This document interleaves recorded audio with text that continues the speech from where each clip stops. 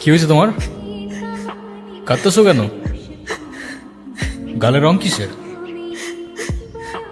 কেউ কিছু বলছে তোমাকে? কেউ টাচ করছে?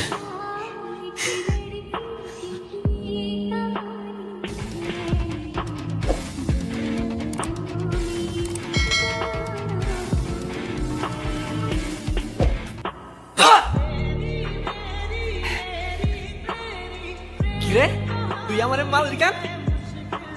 তুই কিন্তু ওর গায়ে হাত তুললা, কাজটা ঠিক করলি না ঈশান। ঈশান না, ঈশান ভাই। রেসপেক্ট দিয়ে কথা বল, নাইলে ওরে হসপিটালে নেওয়ার আগে তোরে দফন করতে হবে। স্পোর্টস ক্লাবের প্রেসিডেন্ট দেখা যা খুশি তাই করবি ভাবলে ব্যাপারটা ভুল হবে। তুষার ভাই জানলে আপনার খবর আছে। তোর তুষার ভাই, হ্যান ভাই, ত্যান ভাই সবাই রে গিয়া বল ঈশান ক্যাম্পাসেই আছে, আর ওর সাহস থাকলে সে চুলটা ছিঁড়া দেখাক। তোদের না আগেও বলছি ভার্সিটির বাইরের কেউ যেন ক্যাম্পাসের ভেতরে না ঢুকে। ওরা কতবারই কইছে, কিছু কইলে কার চেয়ারম্যানের ছেলের বন্ধু উল্টার আম করে ছেলেটা। চেয়ারম্যানের ছেলের বন্ধু হোক, চেয়ারম্যানের ছেলে হোক, আর যেই হোক, ক্যাম্পাসের ভেতর বাইরের কেউ অ্যালাউড না, তারা যেন মনে থাকে।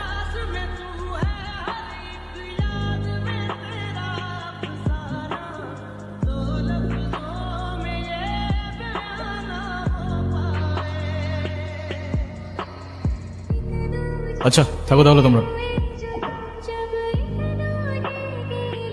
আমি তো ভয় পেয়ে গেছিলাম বুঝলি। তারপর কি হয়েছে আপু বল না। তারপর ওই সিনিয়র ভাইটা এসে সবাইকে ছাড়ছে, আর যে ছেলেটা রং মাখাইছে না ওইটার মাথায় এমন একটা মারছে না, ওইটার মাথায় ফিরে গেছে। আচ্ছা তারপর কি হয়েছে? তারপর আর কি, ওই ছেলেগুলো পালালো, সবাই চলে আসছে, আমিও চলে আসলাম। মানে তুই একটা থ্যাঙ্কস তো বললি না? না তো। তাছাড়া তোর জন্য এত কিছু করলো আর তুই বোকার মতো কিছু না বলে চলে আসলি। তাহলে কি করা উচিত ছিল আমার?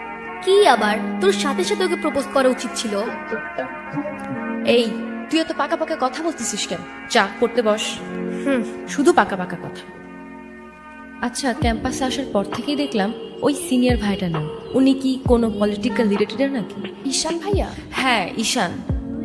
না ভাইয়া, আসলে আমাদের সব স্টুডেন্টসদের ভালো মন্দ গাইড করেন, যার কারণে বলতেই পারিস ভাইয়া আমাদের লিডার, বাট পলিটিক্যাল না। আমাদের যে স্পোর্টস ক্লাব আছে না, সেটার প্রেসিডেন্ট ভাইয়া, তো সবাই এজন্য তাকে খুব রেসপেক্ট করে। আসসালামু আলাইকুম ভাইয়া। ওয়ালাইকুম আসসালাম। কি অবস্থা রাইসা? ক্লাস সব ঠিকঠাক চলতেছে তো? হ্যাঁ ভাইয়া, সব চলছে ঠিকঠাক। আর তোমার কি অবস্থা? পরে কেউ আর কিছু বলে নাই তো? না ভাইয়া। ভাইয়া কিছু বলবা? Thank you.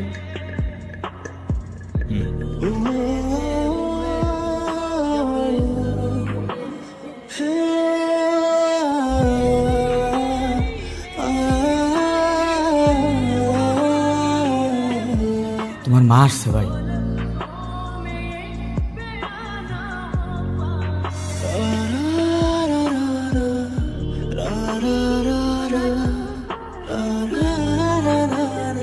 হ্যাপি বার্থডে বাবা। সরি বাট আমার মা আমাকে অনেকগুলো বছর আগেই ছেড়ে চলে গিয়েছে। আমি তোমাকে ছেড়ে যাইনি, সত্যি বলতে ওই সময়টাই ওইরকম ছিল। মনে করিয়ে দেওয়ার প্রয়োজন নেই, আমি ভুলিনি, কখনো ভুলবো না। আমি আপনার আঁচল ধরে বারবার বলছিলাম মা আমায় ছেড়ে যেও না।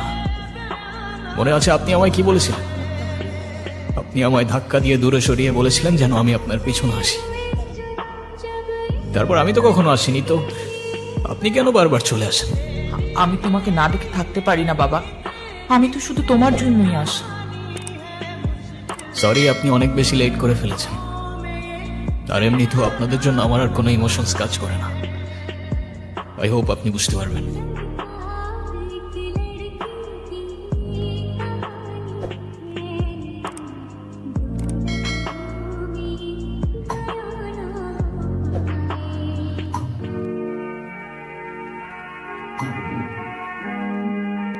ওনাকেও বলছি আর আপনাকেও বলছি, আমাকে আমার মতো থাকতে দেন।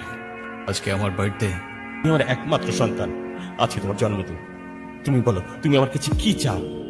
কিছু না, এই যে আমার তরফ থেকে তোমার জন্য ছোট্ট একটা উপহার। আমার জীবনে দুইটা জিনিস খুব অপছন্দ জানেন, এক আপনার টাকা আর তুই আমার মায়ের ভালোবাসা, দুটোই ফেক।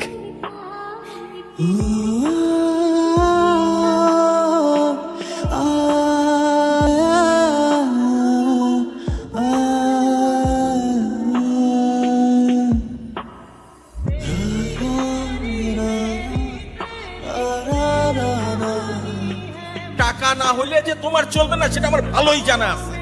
কেউ না, মা দাঁড়াও। তুই না ঈশান ভাইকে প্রপোজ করে দে। তুই যাবি এখান থেকে নাকি আমি কি ডাক দিব? এই সব সমস্যা এরকম করে। বলে দিস কিন্তু, বেশি দেরি করিস না।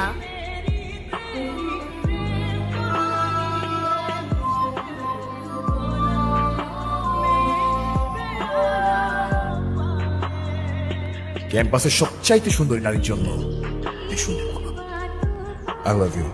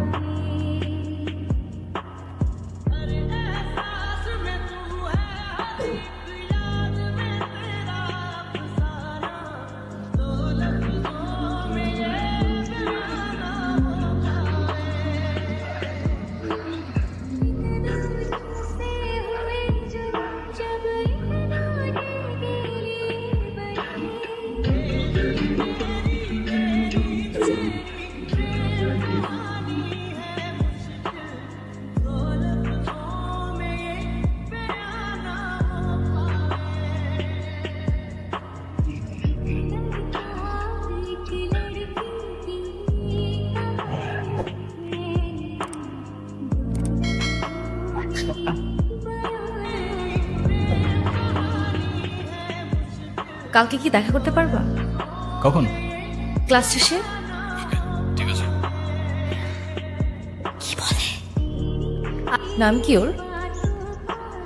মৌগলি, আমার একমাত্র বিশ্বস্ত বন্ধু। একমাত্র বিশ্বস্ত বন্ধু? হ্যাঁ, কেন হতে পারে না? তা হতে পারে, কিন্তু তবু এত মানুষ থাকতে কুকুর কেন? কারণ ওরা মিথ্যা বলে না, ধোকা দিতে জানে না, আর ওদের জন্য এতটুকু করলেও না সারাটা জীবন কৃতজ্ঞ থাকে। তাই। আপনি নিজেকে যেমন দেখান, আপনি আসলে এরকম না। কেমন দেখাই আমি?